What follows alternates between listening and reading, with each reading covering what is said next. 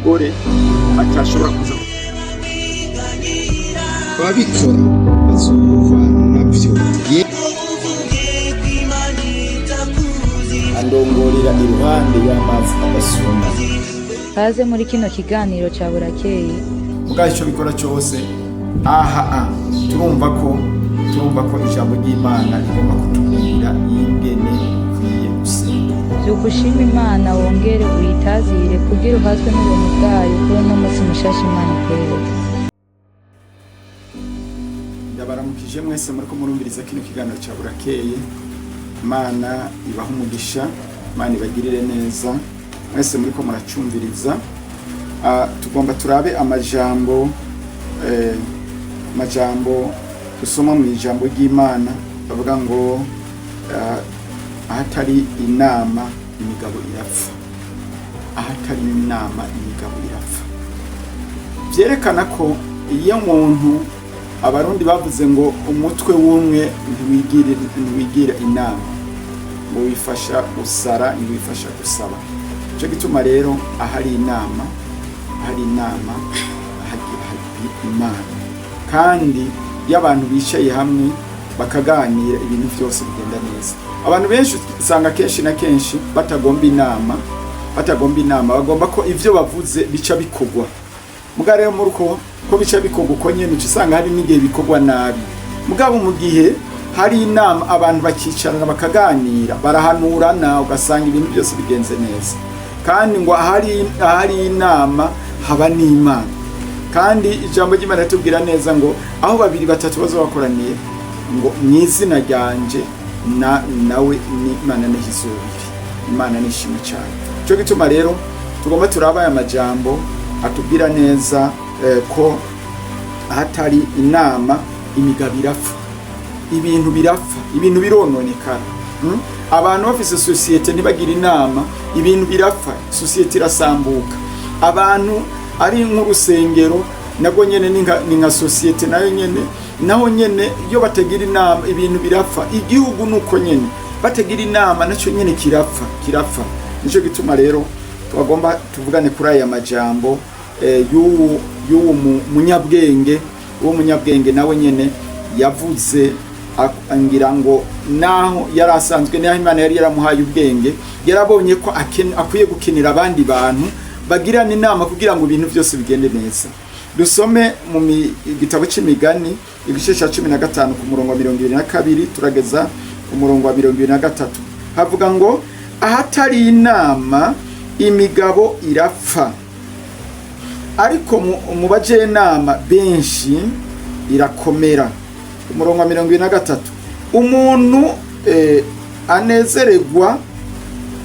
umuntu anezererwa ukwishura kw'akanwa kiwe, kandi ijambo riziye mu gihe kibereye ewe kuntu ari byiza. Imana nishimwe cyane. Mwumva n'amajambo meza avuga ngo ahatari inama imigabo irapfa. Ahatari abajenama benshi ahari abajenama benshi imigabo irakomera.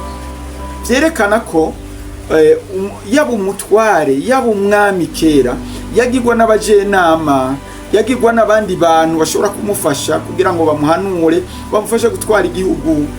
Vyagenda neza. Kandi mwibuke na Mose haragezaho igihe ngo we yama ari we yumviriza abantu wera mu gatondo gushika ku mugoroba. Hagezaho igihe ngo sebuko araza kumurondera, aje kumurondera aramubura, amubuze. Hanyuma sebuko barinze babonana bamubwira ati sobuko ari ngaho hanze ariko arakurondera, sobuko ari ati nandindire.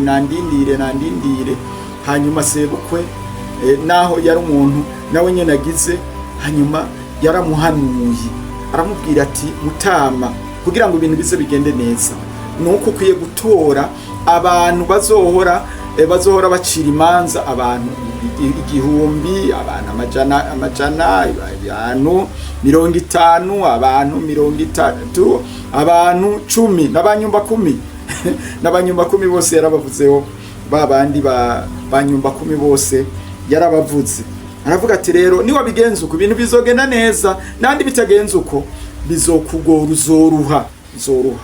Yagomba iki? Yagomba ko haboneka abandi baje inama, hanyuma hageraho igihe ashobora kubakoranya baje inama bakicarana bakaganira, bakamubwira ati ivyo twakoze uku, bagatanga raporo. No yavuga ngo wewe bazohora kurungikira izikomeye, imanza zigoye niwe bazohora zirungikira. Noneho muri ico gihe rero ikintu cyabaye, habaye iki? Habaye ibintu byose na Mose yararuhutse ko aronse abantu bamufasha. Naho ijambo ry'Imana ritubwira ngo ahatagira inama imigabo irapfa, ibintu byinshi birapfa, ibintu byinshi birahwera, mugabo kubera atanama ihari. Mugabo ngo ahari abajenama benshi, arabajena ngo irakomera. Ahantu hari abajenama benshi imigabo irakomera, amaproje arakogwa, ibintu byose biragenda neza, ibintu byose biraba vyiza, kubera ko hari abajenama benshi batanga ivyumviro kandi bakumvirizwa. Imana nishimwe cyane. Ngo umuntu anezererwa kwishura kw'akanwa kiwe. Ari umuntu gusa anezerwa nuko ivyo avuze yishuye by'akanwa kiwe akaba ari vyanezererwa. Mugabo nezererwa n'ivyo abandi bavuga, nezererwa n'ivyiyumviro abandi batanga, nivyo bizoba ari vyiza. Nandi niwanezererwa n'ivyiyumviro vy'iwawe gusa nibizoba ari vyiza, nezererwa n'ibindi vyiyumviro vy'abandi batanga, niho bizoba ari vyiza. Imana nishimwe cyane, bizoba ari vyiza cyane. Hanyuma ngo kandi ijambo riziye mu gihe kibereye, ewe kuntu ari ryiza. Ijambo umuntu yakwiyumviriye akumva abandi nyene bariko baravuga, nawe akiyumvira, hama akazana ijambo ribereye rigeze mu gihe cajya akarizana ati ibintu je nanje niyumviriye nk'uko namwe mwagiye muravuga, je nanje nimvire ko byoca bigenda uko, ngwewe kuntu ari ryiza. Umuntu agatanga, hari abantu mu nama usanga bahoze bakumviriza, mugabo mu nyuma agatanga iciyumviro ugasanga ibintu byose bigenze neza. Nico gituma nagomba nakubwire, wowe ufise ico urongoye, gerageza uburyo bwose uzuragisha abandi inama. Nivyo bizoba ari vyiza. Gisha abandi inama, gisha abandi inama, umviriza abandi. Reka kumviriza uvuga ati jewe, hari n'igihe uvuga ati jewe mfise amashuri menshi, jewe nzi vyinshi, jewe maze kugenda henshi, maze kugira gute, nije nkwiye kubabwira, je nkwiye kugira gute. Oya, umviriza n'abandi hajya